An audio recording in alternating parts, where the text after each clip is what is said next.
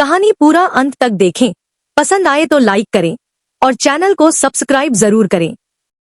हमने अपनी शादी की पहली सालगिरह की पार्टी का आयोजन बैंक्वेट हॉल में किया था।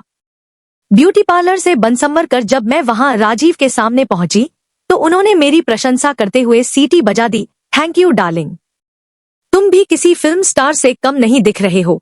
मेरे मुंह से अपनी तारीफ सुन उनका चेहरा भी खुशी से खिल उठा। धीरे धीरे मित्र और रिश्तेदार पार्टी में पहुंचने लगे। राजीव और मैं पूरे उत्साह से उनकी आवभगत में लग गए।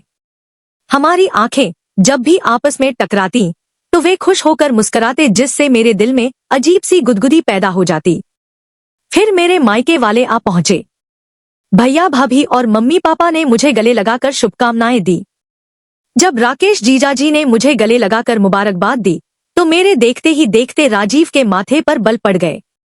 लेकिन अब जीजाजी ने मुड़कर राजीव को मुबारकबाद दी तो वे उनसे गले लगकर मिले। उस वक्त उनके मधुर व्यवहार को देखकर कोई नहीं कह सकता था कि वे मन ही मन जीजाजी से चिढ़े हुए थे। मैं तुम्हारी पत्नी हूँ, इस बात का मुझे गर्व है। मैंने अचानक राजीव का हाथ पकड़कर प्यार से दबाया और फिर उनके होठों पर उभरी प्यारी सी मुस्कान देखने के बाद अन्य मेहमानों की आवभगत में व्यस्त हो गई। मैंने जब राजीव से शादी के लिए हाँ की थी तब उनके व्यवहार से उनकी ईर्ष्यालु प्रवृत्ति को दर्शाने वाला कोई संकेत मेरी पकड़ में नहीं आया था। अपने मौसेरे भाई की शादी में मेरा परिचय राजीव से हुआ था। वे नवीन भैया के खास दोस्त थे। उस शादी में मुझ पर लाइन मारने वाले लड़कों की कमी नहीं थी, पर राजीव ने मेरा दिल जीतने के लिए कोई कसर नहीं छोड़ी थी। हम बारात के साथ खूब नाचते गाते गए थे। राजीव को ज्यादा अच्छा नाचना नहीं आता था, लेकिन मेरे इर्द गिर्द वे ही सबसे ज्यादा जोशीले अंदाज में थिरकते नजर आए थे। मेरी नजरों में चढ़ने के लिए उन्होंने मुझे और मेरी सहेलियों को सारे स्नैक्स भाग भाग कर चखाए। वे हर फोटो में मेरे साथ या पीछे खड़े नजर आते। उनके दोस्तों और मेरी सहेलियों ने उनकी बहुत टांग खिंचाई की, पर उन्होंने मेरे इर्द गिर्द मंडराना नहीं छोड़ा था। मैंने उन्हें उस रात ज्यादा लिफ्ट तो नहीं दी, पर यह भी सच है कि उनके लिए मेरे दिल में प्यार का छोटा सा अंकुर फूट जरूर आया था। बाद में उन्होंने मेरे ऑफिस के चक्कर लगाने शुरू किए। मुझे और मेरी 2 सहेलियों को 3 बार कॉफी पिलाने के बाद उन्हें मेरे साथ अकेले में घूमने का मौका मिला था। कुछ दिनों के बाद वे मेरे सारे दोस्तों से परिचित हो गए। उनके बीच राजीव की लोकप्रियता देखते ही बनती थी। उन जैसा मिलनसार और हंसमुख प्रेमी पा जाने के लिए वे सभी मुझे बहुत खुशहाल मानते थे। पहली बार वे मेरे घर नवीन भैया के साथ आए और अगली बार अपने मम्मी डैडी के साथ। उन दोनों ने उसी दिन मुझे अपने घर की बहू बनाने की इच्छा प्रकट कर दी। मेरी राय जानने के बाद पापा ने भी अगले दिन उन्हें हाँ कह दी। अपनी शादी की सालगिरह की पार्टी में हमने डांस करने के शौकीनों के लिए डीजे का इंतजाम किया था। राजीव के कुछ दोस्तों ने सबसे पहले हम दोनों को डांस फ्लोर पर खड़ा कर दिया और फिर तालियां व सीटियां बजा कर हमारा उत्साह बढ़ाने लगे। मैंने पूरा साल काफी मेहनत की थी, पर राजीव को ढंग से नाचना नहीं सिखा पाई। लेकिन वे शर्माने वालों में से नहीं थे। उनके नाचने के जोशीले स्टाइल को देखकर कई मेहमानों के पेट में हंसते हंसते बल पड़ गए। डांस फ्लोर पर कुछ और जोड़े आ गए तो मैंने राजीव से पूछा, क्या हम अब मेहमानों की देखभाल करने चलें?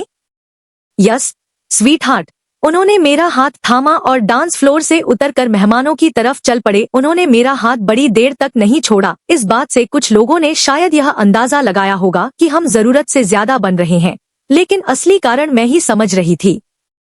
राजीव नहीं चाहते थे कि मैं किसी और के साथ डांस करूं, इसीलिए वे मुझे अपने साथ लिए मेहमानों के बीच घूम रहे थे।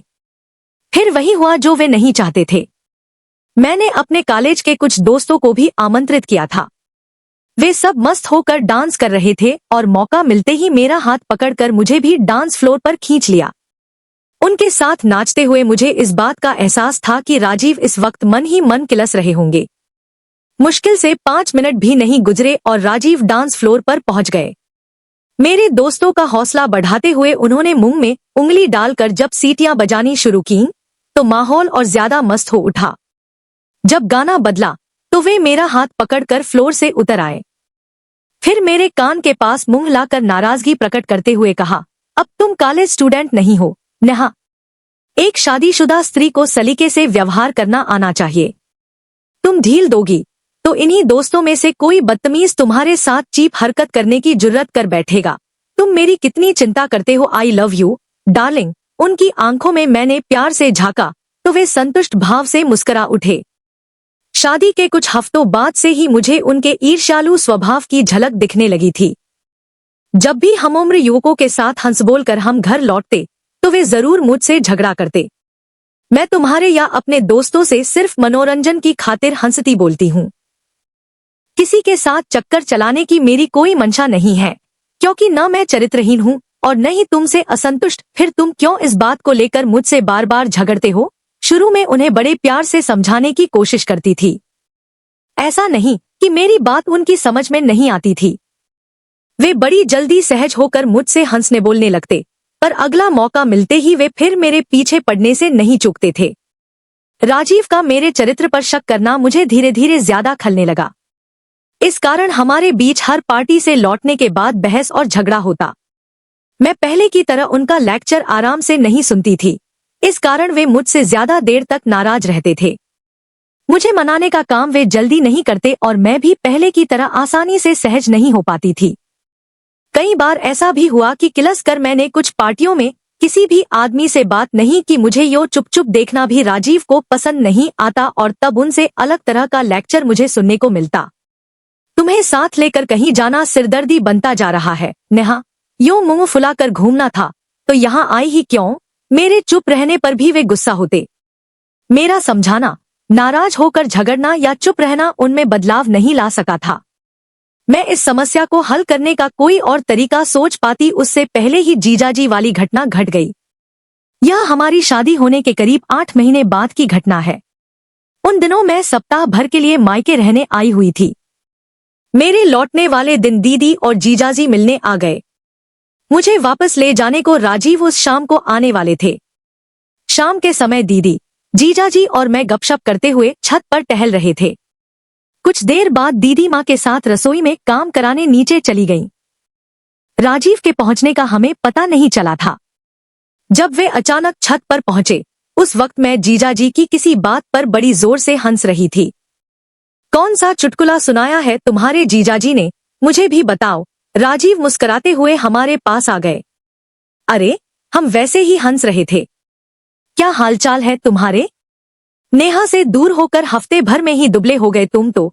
जीजाजी के इस मजाक पर सबसे जोर से राजीव ने ही ठहाका लगाया था। कुछ देर बाद जीजाजी हमें अकेला छोड़कर नीचे चले गए। मैंने भावुक अंदाज में उनका हाथ पकड़कर चूमना चाहा तो उन्होंने झटके से अपना हाथ छुड़ाया और गुस्से से बोले, कोई जरूरत नहीं है मेरे साथ प्यार का नाटक करने की। यह क्या कह रहे हो? उनकी खराब सोच को उसी क्षण पकड़ लेने के कारण मुझे भी गुस्सा आ गया। मैं ठीक ही कह रहा हूँ। अरे, तुम उन औरतों में से हो जिन्हें फ्लर्ट करना ही करना है। फिर मैं तुम्हारे प्यार पर कैसे विश्वास करूं? बेकार की बातें सोच सोच कर तुम्हारा दिमाग खराब हो गया है। चिढ़ और फिर गुस्से का शिकार हो मैं नीचे जाने को मुड़ गई। तब उन्होंने अचानक मेरे बाल पकड़ लिए। मैंने उन्हें छुड़ाने की कोशिश की, पर उनकी पकड़ ढीली नहीं हुई। तेज पीड़ा के कारण मेरी आंखों में आंसू छलक आए। मेरी बात पूरी होने से पहले भागने की कोशिश की तो मुझसे बुरा कोई न होगा। मेरे बालों को जोर से एक झटका देने के बाद ही उन्होंने अपनी पकड़ ढीली की थी। उनकी इस जानवर जैसी हरकत के बाद मैंने उस रात उनके साथ ससुराल लौटने से इनकार कर दिया। किसी के समझाने का मुझ पर कोई असर नहीं हुआ था। राजीव की मुझे मनाने की कोशिशें भी बेकार गई थी। अब तक उनके गलत व्यवहार को मैं सबसे छिपाती आई थी, पर उस बार मैंने सबको उनके शक्की स्वभाव से परिचित करा दिया। नेहा अभी ज्यादा दुखी और परेशान है। राजीव, तुम कुछ दिन बाद इसे वापस ले जाना।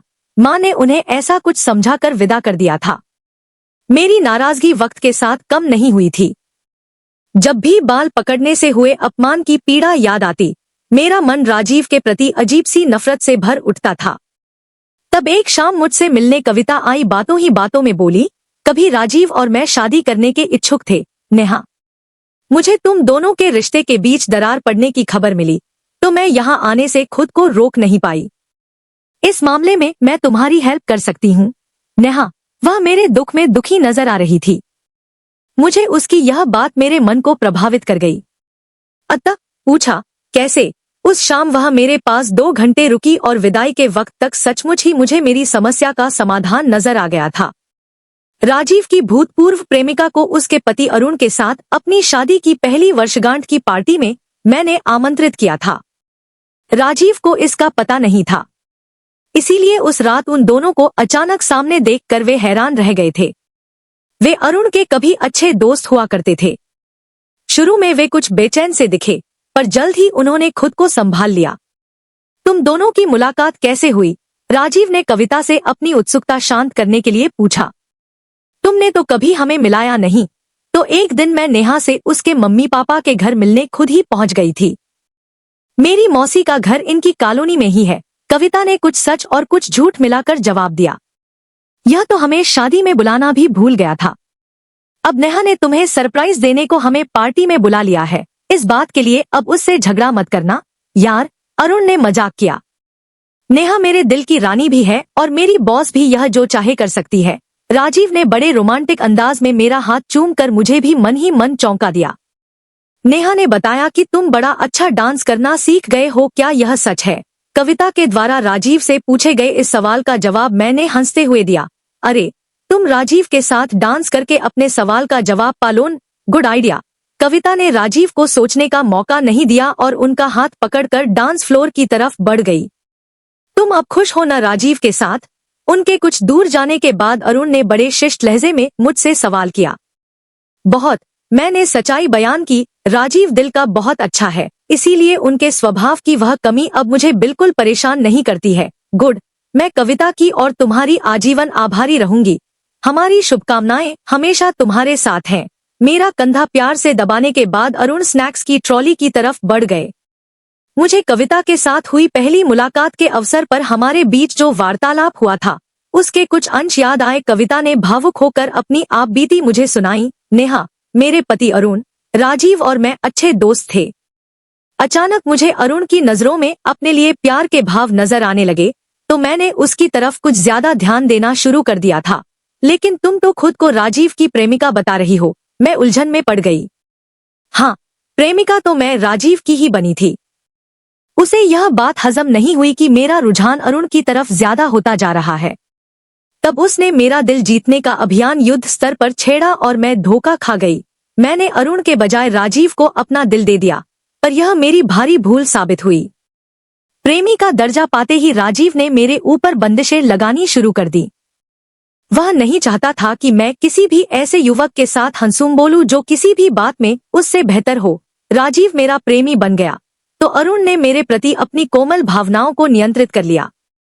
फिर भी राजीव चाहता था कि मैं तो उससे बोलना बहुत कम कर दूं, पर वह खुद उसका पहले की तरह दोस्त बना रहे।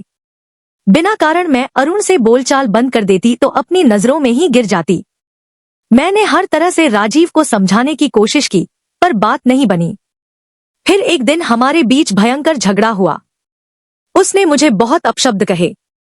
मैं उससे इतनी ज्यादा खफा हुई कि उस झगड़े का अंत हमारे प्रेम संबंध के टूट जाने के साथ हुआ। जैसा तुम्हारे साथ घटा, बिल्कुल वैसा ही मेरे साथ हो रहा है। मैं भी उनके बेवजह के शक्की व्यवहार से बुरी तरह तंग आ चुकी हूँ। मेरी आंखों में आंसू छलक आए। राजीव में बस यही एक बहुत बड़ी कमी है। वैसे वह दिल का बहुत अच्छा है ना? हाँ, पर अब मैं तुम्हें इस समस्या से निपटने का रास्ता दिखाती हूँ। तुम मेरी बात ध्यान से सुनो। उस शाम मुझे राजीव के शक्की व्यवहार के कारण हमारे बीच आए दिन होने वाले झगड़ों से निपटने की कारगर तरकीब समझ आ गई थी। राजीव तुम्हें कमजोर चरित्र की नहीं मानता है, नेहा। उसे तो इस बात की फिक्र रहती है कि कोई आकर्षक पुरुष तुम्हें उससे वैसे ही न छीन ले जैसे उसने मुझे अरुण से छीना था। कविता से मिली इस समझ ने मेरी समस्या का समाधान कर दिया। कविता से हुई पहली मुलाकात के अगले दिन मैं खुद ही पापा के साथ राजीव के पास लौट आई। मुझे अचानक सामने देखकर उनकी आंखें खुशी से चमक उठीं। अब राजीव जब भी किसी आदमी के साथ मेरे हंसने बोलने पर एतराज प्रकट करते हैं, तो मैं न नाराज होती हूँ, न रूठती हूँ और न ही उन्हें समझाने की कोशिश करती हूँ। अब मैं फौरन कुछ वैसा ही करती हूँ जैसा मैंने शादी की सालगिरह का केक काटने के समय किया। केक कटने के बाद मेरे कॉलेज के 2 दोस्तों ने कुछ ज्यादा ही उत्साह का प्रदर्शन करते हुए मुझे अपने हाथों से केक आधा खिलाया और आधा मेरे गाल पर रगड़ दिया। मौका मिलते ही मैं नाराज नजर आ रहे राजीव के पास पहुंची और उनके कान के पास मुंह ले जाकर मादक स्वर में बोली, इस केक को मेरे गाल पर मेरा कोई दोस्त भी लगा सकता है, पर आज रात को इस गाल पर लगे केक की मिठास चखने का अधिकार सिर्फ तुम्हारा है। रात के उस दृश्य की कल्पना करते ही उनकी सारी नाराजगी दूर हो गई। उन्हें कुछ गलत बोलने का मौका मैंने फिर नहीं दिया था।